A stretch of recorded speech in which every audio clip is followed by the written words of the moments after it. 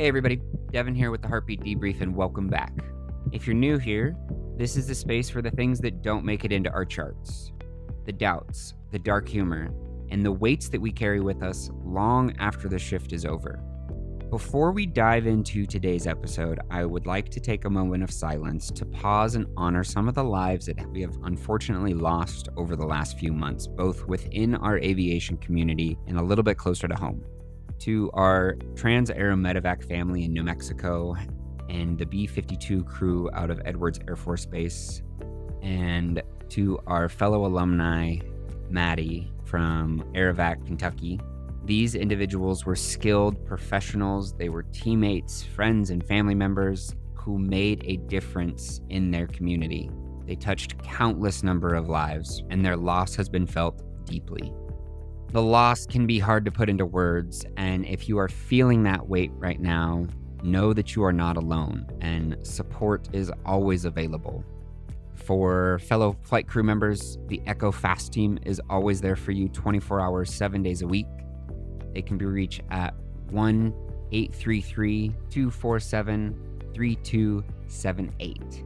If you are somebody that needs to talk, please do not hesitate to reach out to them. Give them a call or a text. They are always available. We'll take a moment of silence now and honor them. Now, for today's episode, I am joined by my nurse mentor, Bree, and we're going to talk about lessons learned throughout our careers, things we wish we knew earlier, and things we hope to pass on to some early career nurses. I'm really excited for this conversation, and I hope you get something meaningful from it. With that being said, let's get into it. The views and opinions expressed in Heartbeat Debrief are solely those of the host and guests. They do not represent the views of any employer or organization. This podcast is for educational, mentorship, and guidance purposes only. If protocols or policies are discussed, always follow your local or state organizational policies and procedures, regulatory guidelines, and scope of practice. I want to welcome our guest to the show. Bree is my nurse mentor. She has nurtured me from a baby nurse, taking care of babies, into an experienced nurse, and she's passed a lot of good information along to me. So I'm really excited for today's episode. And Bree, I'm really, really happy that you could take time out of your busy schedule to come on the show and, pass along some of this wisdom. So if you'd like to introduce yourself and let people know a little bit about yourself, that'd be great. Okay, perfect. I'm Bree. I have known Devin through work in the NICU. I've been a nurse for 10 years. It's kind of crazy to say now. It didn't feel like it would ever get this far and this fast. Like it came very fast, faster than I ever thought. But yeah, I've been at the NICU there for 4 years now. And I started new basically when Devin started new there, which was kind of funny. It was like the blind leading the blind. He, he was a nursing student, and I was his capstone preceptor, and then ended up getting him hired on and being his preceptor throughout all of his orientation in the NICU and welcomed him there. And then previously, I have a background of being like a mom baby nurse as well, and also working as a tech at the VA, so I have a little bit of veteran information to bring along as well, just on the nursing side, not on the working side. Very nice. Very nice. So when you started your nursing career, what was like one thing looking back now? What is like one thing that you wish that either your preceptor or, a mentor, what do you wish that somebody would have told you early on in your career? Guess early on in my career is maybe something that we can all take away is from each other. I personally have learned so much just from my preceptees and my newer nurses as much as they have learned from me. They have challenged me to think deeper into the why, deeper into what's meaningful to me in my care with these babies that we've had. Um, and I never thought they would be as influential in my practice as they are now. So I would say that it's just kind of a full circle going into nursing that even the newer nurses, whenever you get up there, can bring just as much value into an experience as an older experienced nurse too.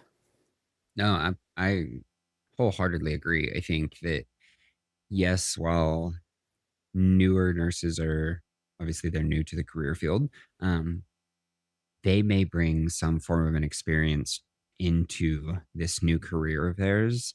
And, they bring new eyes and new ideas. And, I think that's kind of what makes medicine great and like helps us evolve a little bit is these new ideas and a new way to look at things. And I think we don't give enough credit to our newer clinicians because we think, oh, you're new, you don't know what you're talking about, but they may not know the why behind everything, but they're asking the right questions and they want to know more and they get you thinking in a different way of thinking. And I think that's really cool.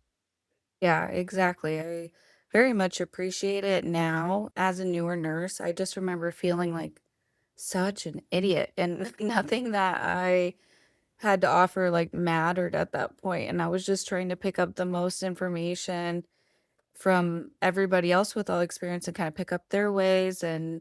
But now as a teacher and a person showing new people new ways, I often try to start leading by asking, what like ways do you learn? And if you see something that, maybe you think is better and we could talk about why.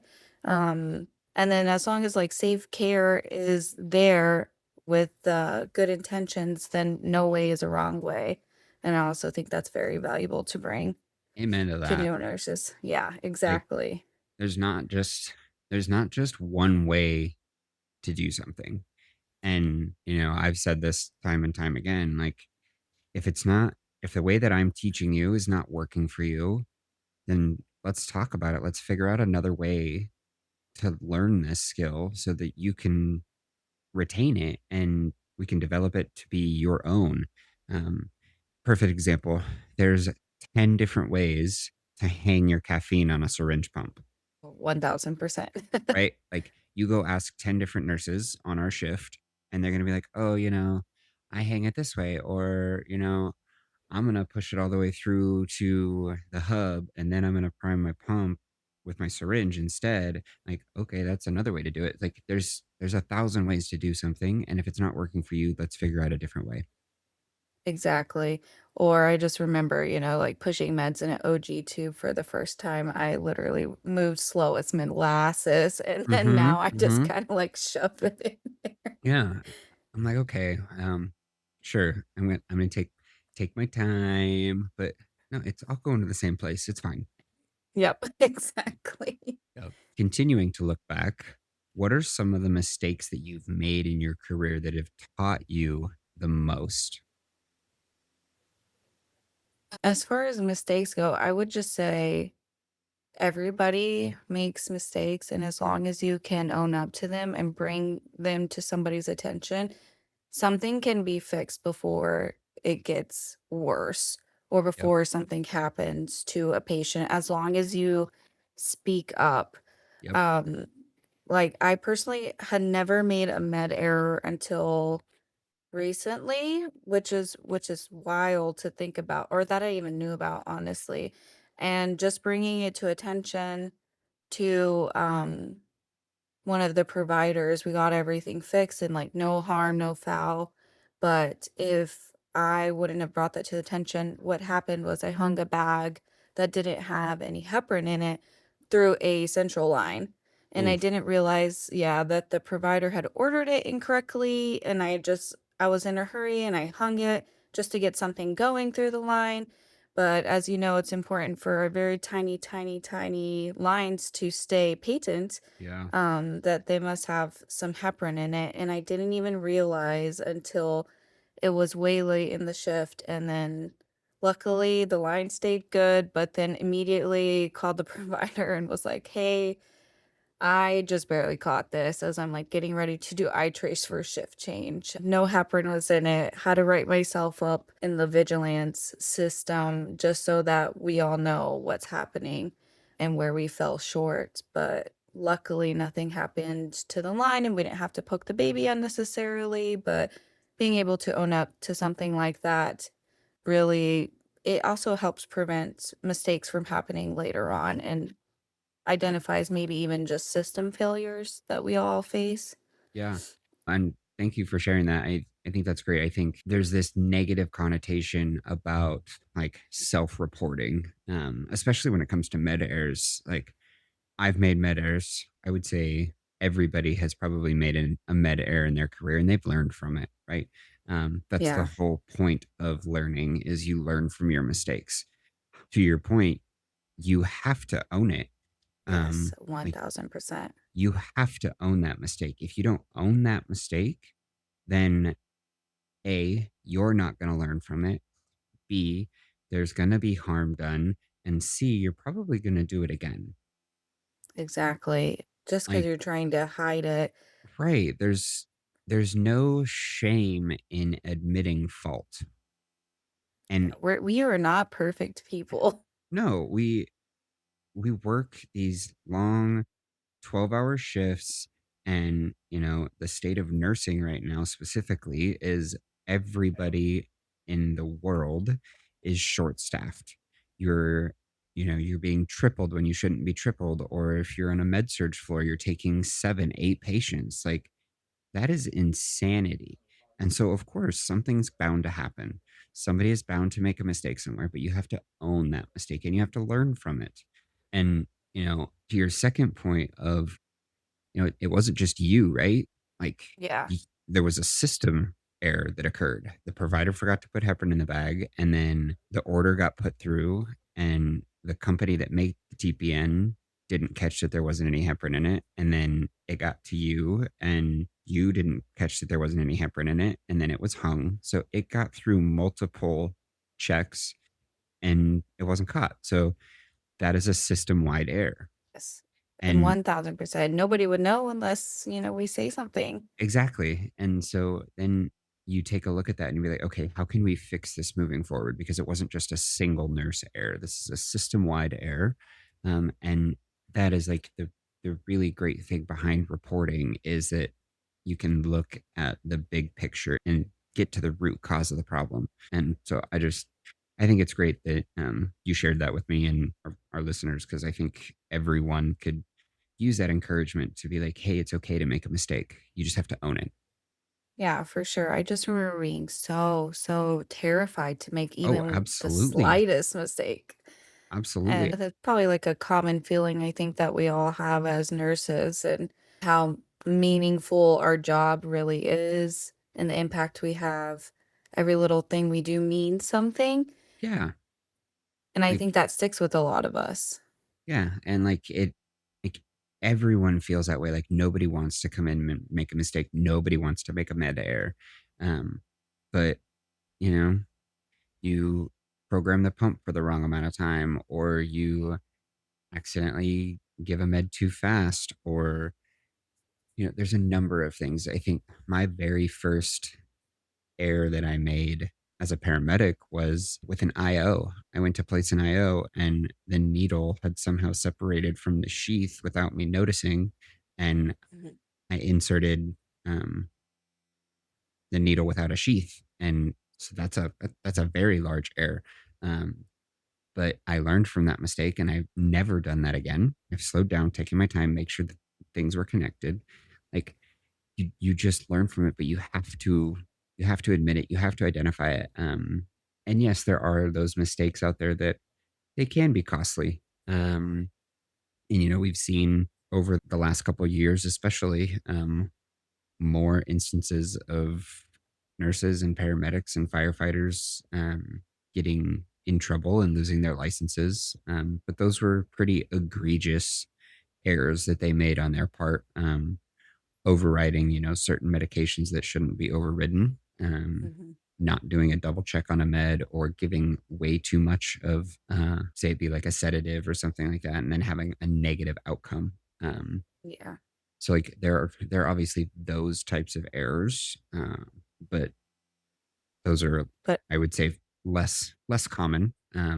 yeah, and I feel So like you probably have made like a couple smaller errors without like I guess owning them at that point or just kind of skimming over them at if you're getting I feel like that far. Yeah. that maybe, you just kind of are going through it, going through the motions and not recognizing that, what you're doing is, super impactful to what's going on. And I think that's how it gets taken too far, Yeah. essentially, if you get in that type of situation. So you've likely made smaller mistakes and then it's kind of built up to a bigger situation. Yep. Absolutely agreed. How do you think that the healthcare culture has changed since you started in healthcare? Well, I feel like the culture has changed significantly. First, when I started nursing, it was I feel like it still happens quite a bit, but it was like an older nurse eat the younger nurse kind of. Oh, I think I Um, would say it's still probably like that to a point. yeah.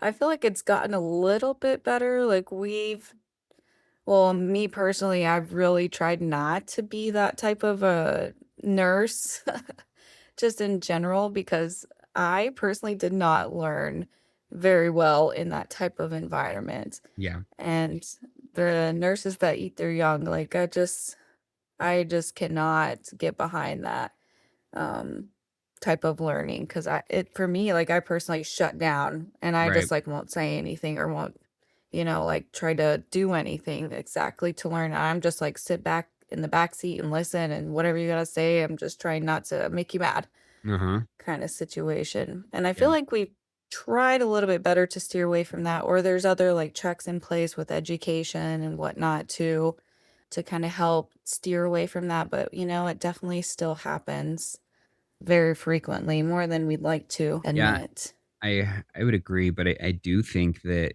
especially this newer generation that is coming into healthcare, whether it be nurses, EMTs, paramedics, wherever they're working, they're much more inclined to speak up and Yeah. tell you that I don't like how you're talking to me, or hey, I'm not understanding you. It's like, you know, when I got into healthcare, granted, I joined the military and got into healthcare. So it was a little bit different, but it was very much, you're going to do this, you're going to do it this way. And I don't want to hear you complain about it. Yeah, exactly. I do seriously so appreciate the people that can speak up and stand up for themselves. Yeah. I feel like that took me a really long time as a nurse to like gain that confidence to be able It's to, hard. yeah, to even know my learning style though, Yeah. it's just I didn't even recognize it in myself. So just taking the time to identify your own personal ways of learning and what you need from these preceptors as well is really, really big and impactful in the long run. Oh, absolutely. And then you take into account, like, okay, now I have to talk to physicians and Hmm. residents, and they're they're scary when you're a new grad. Like, you're like, oh, Yeah. like, I'm gonna get yelled at by an attending, and like I don't even know how to talk to you. Like, it's very, very intimidating. The culture, the healthcare culture in general. I don't care if you're a nurse or a doctor or a respiratory therapist or whatever. Like, the the people that hold power in these positions in our healthcare system are very, very intimidating to talk to. And Oh, 100%. you struggle to learn how to talk to them, and you're afraid to bring things up to them because you don't want to get your hand slapped, you don't want to get yelled at. um, or some of them just talk to you like you're an absolute idiot, and you're just like, I was just asking, Yeah, I'm question. just trying to learn. Right, like, and I think I think from when I started, the culture is definitely getting better as far as welcoming and being a learning environment. Um, Yeah. like, yes, we preach from day one that, oh, ask questions, we love to teach, blah, blah, blah. But then when you actually see it in practice, you're like, okay, well, nobody wants to take the time to teach me. Nobody wants to answer my questions. I don't know why my TEF repair is not coming back paralyzed and sedated when it's a tight repair. And if he moves his head wrong, he could tear his repair. Like, Yeah. why is no one teaching me about why we aren't paralyzing and sedating these kids? Well, yeah, now I think that we're all so overloaded and the hospital systems are getting more strict with like budget and they want you to take more patients and be stretched a little thinner. And so people don't have the time or they're short on patients because they are barely hanging on themselves and don't have the time to teach you.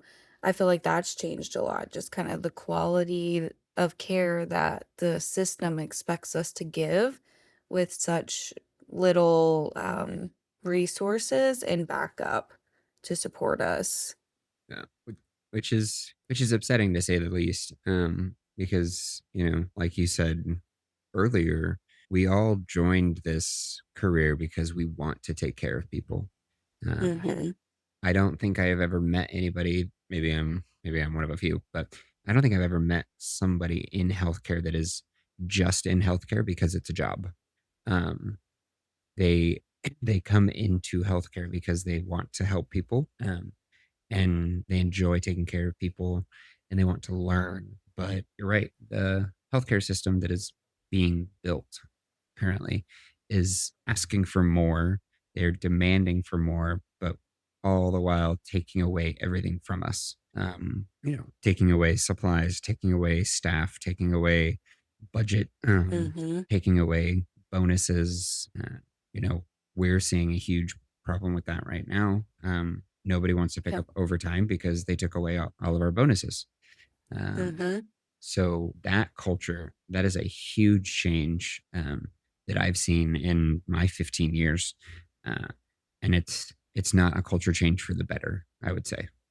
Yeah, I definitely agree. I just feel like it's changed quite a bit from when I first started nursing. I feel like the surveys and all of that from the patients, like they really wanted you to give them the best care and have the time to do that. I didn't ever feel super overloaded, I guess, at the beginning as I have now. And then I guess also with more experience comes more responsibility. So I also do feel like they kind of load onto you a little more the more experience you have, or if you're not firm in your boundaries kind of situation. And so if you're not able to speak up for yourself, going back to that thing that the new generation of nurses are really so good at, Yeah, being able to speak up for yourself and say no, like that's too much. And, who do you say it to?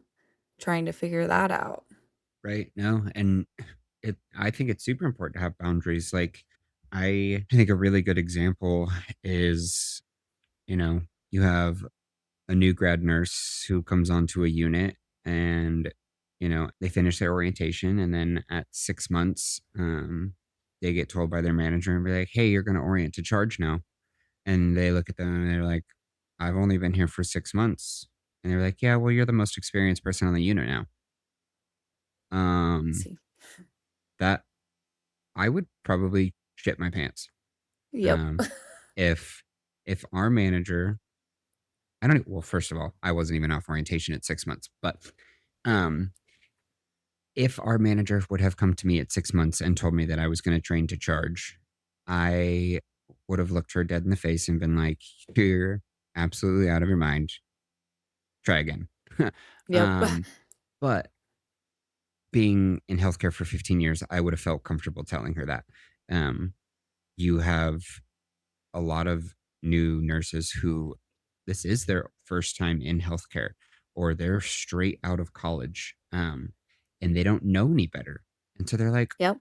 okay, I guess I'll learn how to be charged. And then they literally drown. Um, and it's unfortunate because then that leads to burnout faster. And then by year one, they hit their first year on the unit and they're crabby all the time. They don't like coming to work. And you're just like, what? Like, Yeah.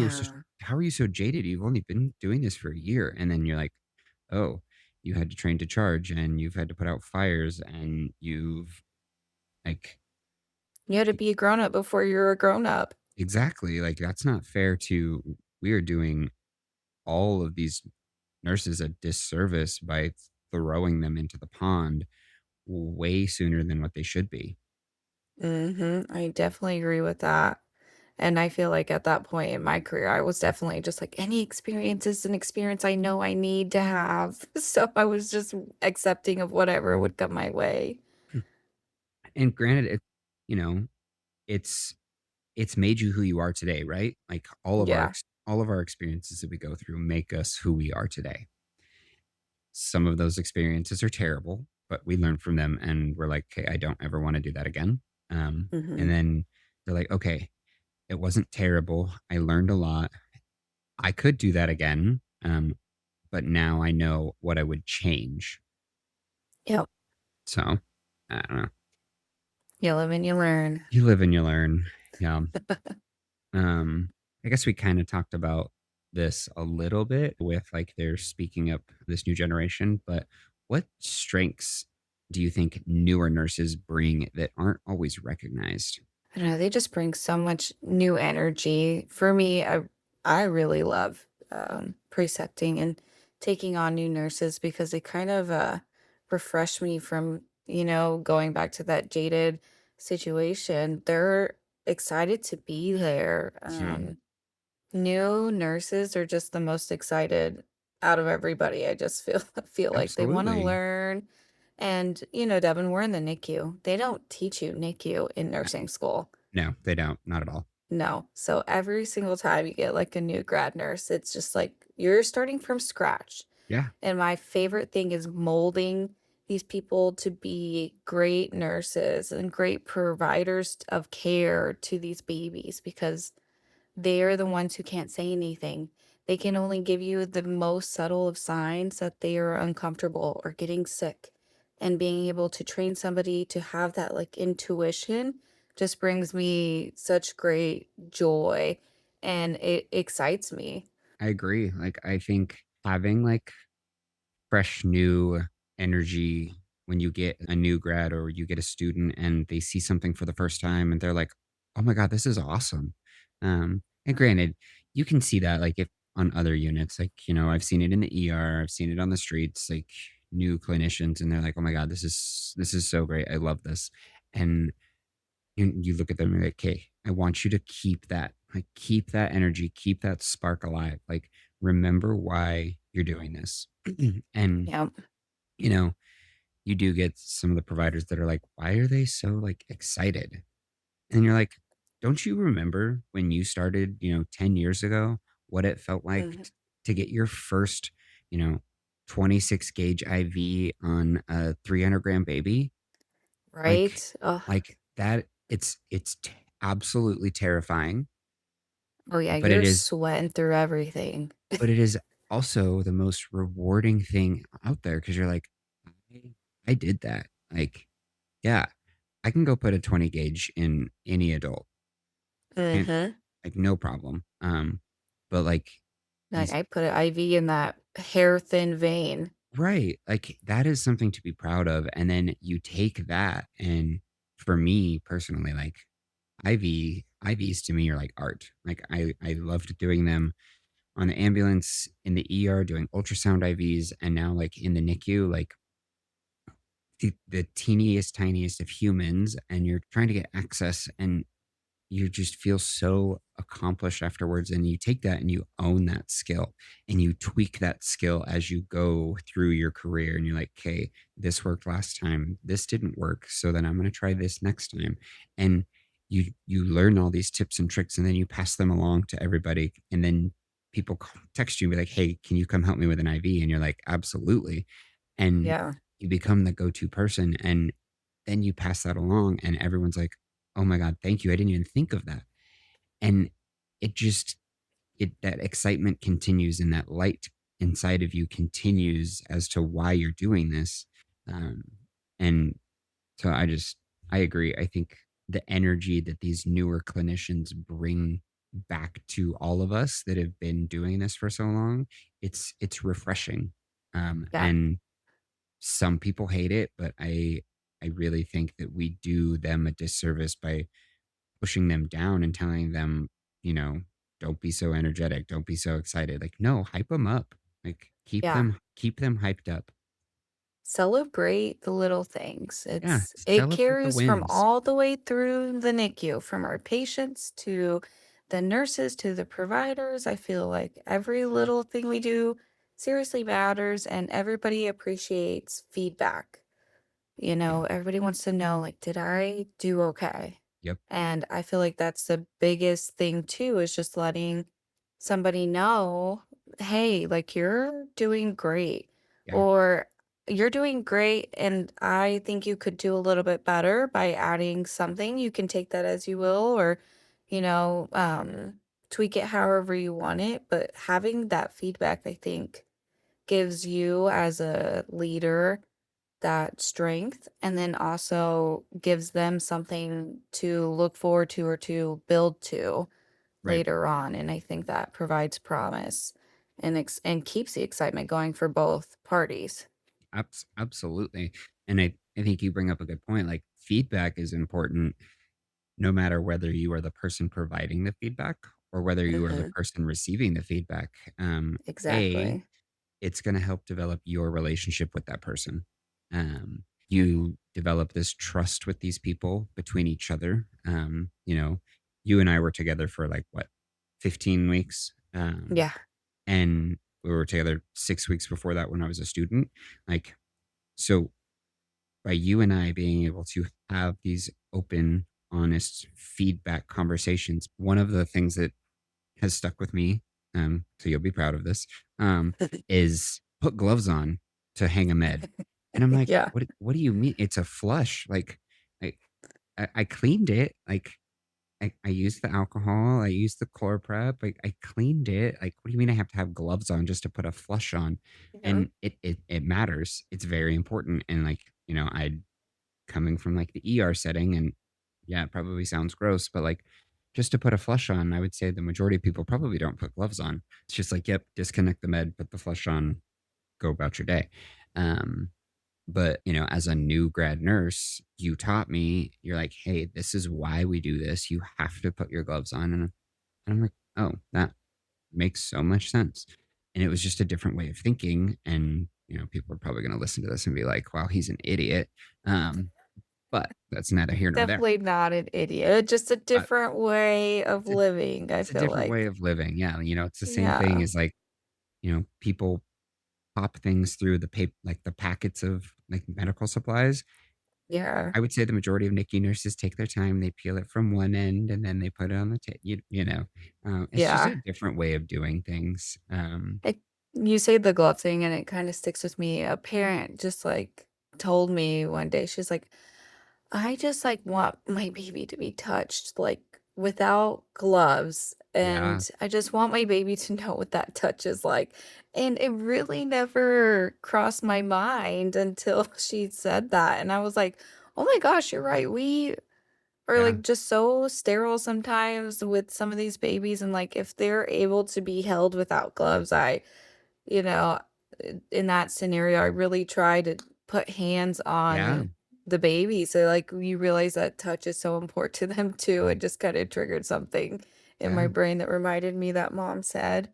Like you bring that up, and in my practice currently, like if I'm going in and like responding to like an alarm or something, and I just see that the kid is losing like his ever losing mind, like I'll sanitize my hands, but I'll get into the isolette and just do some bare hand hugs and like just Yeah. like contain, because that touch is so important. And you don't want to like contain them with gloves if you don't have to. Like that feeling, it's not the same feeling of, that human touch, and Yes. that's what they want. So and I think it's like a double-edged sword when it gloves specifically. But to your point of like that feedback, like you were able to tell me, be like, hey, I know you may have done this in the ER, but you have got to stop that and you have to do it this way. And I was like, Yep. oh, okay, yeah.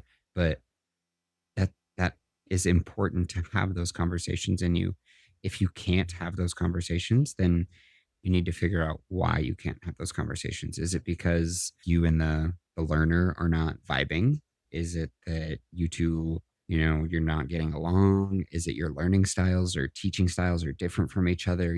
What is the root cause of this? Why can't you have these conversations? Because that's how we get people that get pushed through orientation that should not be pushed through orientation, Yep. Exactly. because they're not developing these skills and they're not learning. They're learning bad habits. And I think we've all come across providers in our lives that you're like, how did you get through orientation? And then you take a look at their preceptor and you're like, oh, you have somebody who is super jaded. You know, they complain every time they come to work. They don't have anything good to say about anybody or anything. That sucks that they're still getting people to Yeah, teach. it's about the energy too, Yeah, being just receptive on both ends is, as important as it can be. yeah, absolutely. So, how do you think that veteran nurses, nurses with experience, can better support early career nurses? I feel like as we've kind of been going on and off about it.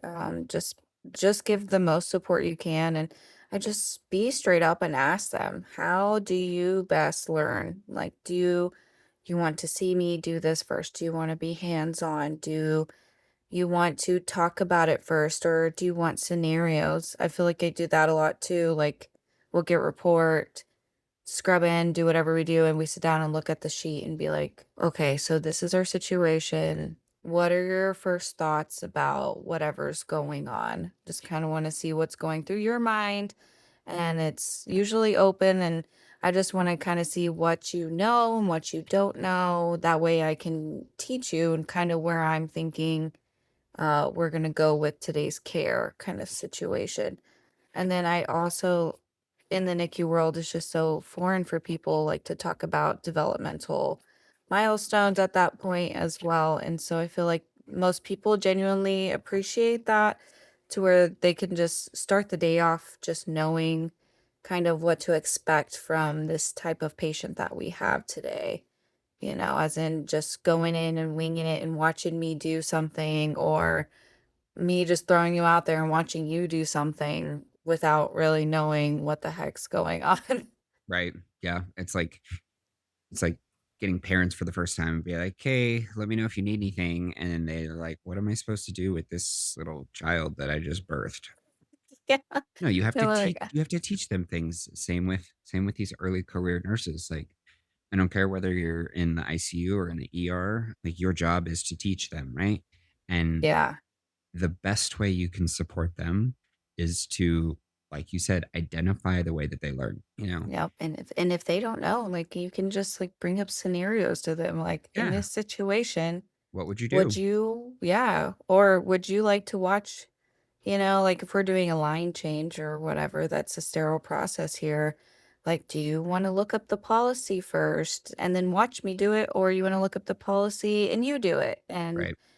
and we both get in there with sterile gloves on and do whatever. Like, we can do it however helps you learn the best, essentially, and retain it. Yeah. And I think that's the important part is like you as the teacher are asking the student, be like, hey, what is best for you? Like it's not going to be beneficial to you if I show you how to do something and that's not how you learn, right? And Yeah. it's also not going to be beneficial if I don't ask you how you learn, because if I just start teaching you things and 2 weeks later I ask you to do the same thing and you don't know how to do it, and I'm like, well, I showed you how to do this 2 weeks ago. What do you mean you don't know how to do it? Yeah. Like, okay, you have to ask the student, or you have to ask these newer nurses, like, how they learn, because you want them to retain. If they're not retaining, you're not doing any benefit to them. You're doing them a disservice. Hmm. And also just showing the resources too of where to, if you are in a situation, like, I know night shift does not do like arterial line changes very often, but like maybe showing them, if you have a new admit, like, this is where you access the information. Like, if you get in this situation Yep. and you haven't done it for so long, this is how you access the information to refresh yourself before you just go in there and do something without knowing exactly what you're doing. Oh, absolutely. Like, a good example is the other night we had a cooling kid, and the person who was admitting this cooling kid came up to me like an hour before the transport was supposed to arrive, and they were like, "Hey, I have not had a cooling kid since I was on orientation, and orientation was over a year ago." And I was like, "Great. What do you remember, and what do you need help with?" She's like, "I know there's a binder. I can't remember where the binder is." I grabbed the binder, She's like, ah, yes, that's where it lives. And then I sat down with her and we went through the policy. And she's like, I just can't remember, how often do I chart vital signs, what exactly I need to chart as far as like the cooling portion goes. And so we pulled up the chart and I was like, okay, this is what you're going to chart. You're going to chart cooling started, cooling in progress. You're going to chart this temperature, this temperature, this temperature, your hourly skin assessment. And she's like, oh, it's all like starting to come back to me. And like, Yep. and I can also help you, like, if you need me to be in there with you. And she's like, that would be great. Like, I just need some refresher. And I was like, Mhm. that's totally okay. And you came and asked and didn't just like willy-nilly just try and go for it, you know? Um, Yep. but I think it's important on both ends. So, she came to me and she's like, hey, I need help. And I'm like, hey, how can I help you? Exactly. Where some people also don't know exactly what they need in that moment. And I feel like as the outside looking in, maybe there are other ways to suggest whatever it is that they need without kind of shoving them out of the way Right. as well. And I think that goes a long way. Being able to guide them and like give them context clues to trigger them to thinking in a different way or to like, hit that light bulb. Yep. Yep. And so without, just completely taking over, I think that has a lot of value. Yeah. No, we don't like bulldozing. No bulldozing No, allowed. no bulldozing allowed. All right. So I think my last question before we get wrapped up here is, this could be a pretty deep question, but after all these years and everything, that you've learned and the trials that you've been through and the celebrations that you've had, like, what keeps you showing up in this job where our healthcare system is so broken and people are so tired? What keeps you showing up? What keeps me showing up personally is the why.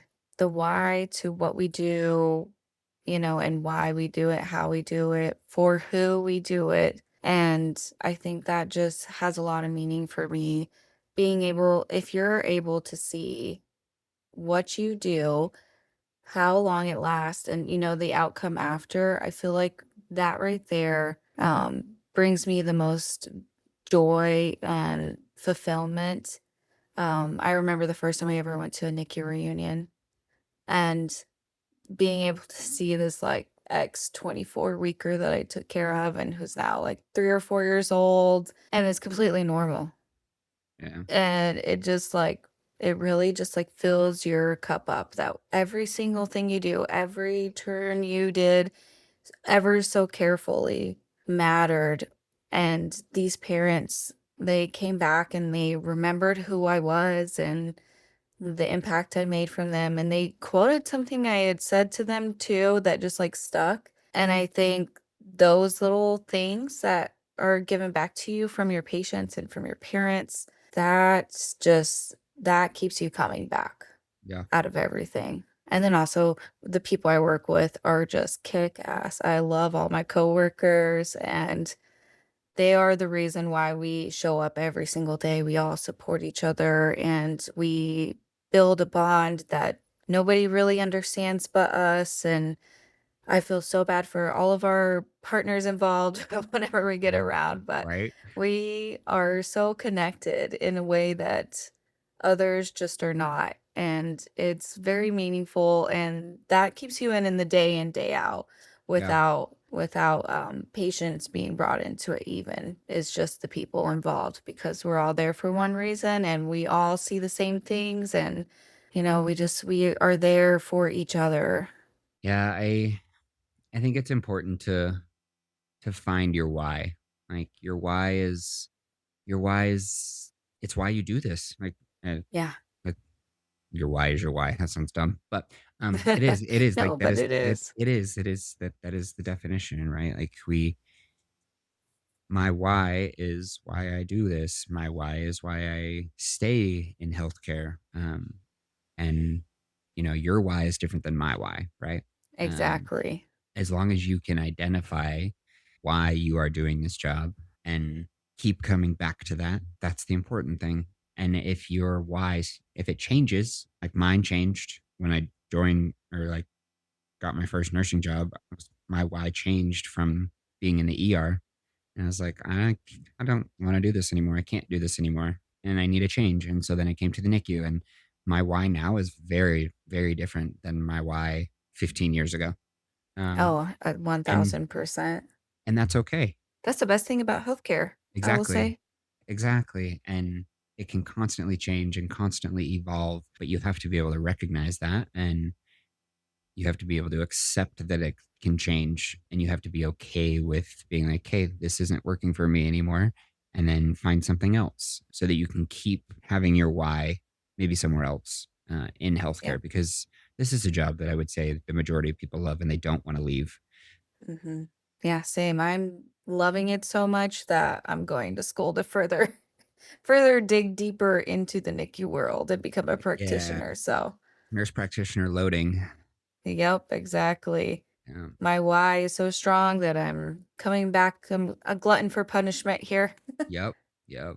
Yep. All right, Bree. Well, thank you so much for taking time out of your very busy schedule. I really appreciate it. I appreciate everything that you've done for me over the last 4 years and everything you've taught me. And, I can see everything that you've been teaching all of the nurses that are on our floor, day shift, night shift, everyone that is coming through that you are touching is lucky. So I just thank you, Thank you.